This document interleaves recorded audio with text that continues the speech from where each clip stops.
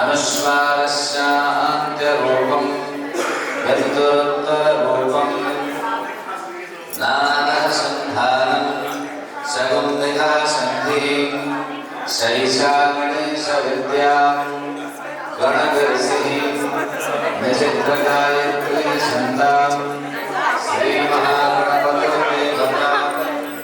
ॐ गणपतये नमः।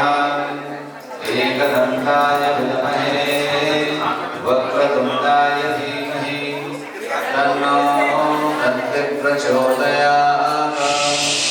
एकदन्तं चतुर्हस्तं पाशमङ्कुशधारिणं रथं च वरदं हस्ते शतध्वजं लम्बोदरं शूर्पकर्णकं रक्तवाससं रक्तगन्धानुलिप्ताङ्गं रक्तपुष्पैः सुपूजितं भक्तानुकम्पिनं देवं जगत्कारणमच्युतम् आदरभोगं च सृष्ट्यादौ प्रकृते पुरसात्वरम् एवं ध्यायति यो नित्यं स योगी योगिनां पराम्।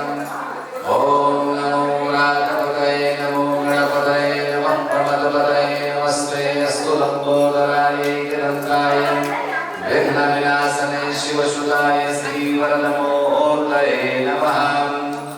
एतदर्थरवशीर्षयो धीरे स ब्रह्मभूयाय गणपते स सर्वविघ्नैर्नबाध्यते स सर्वत्र गुणमेधते स पञ्चमः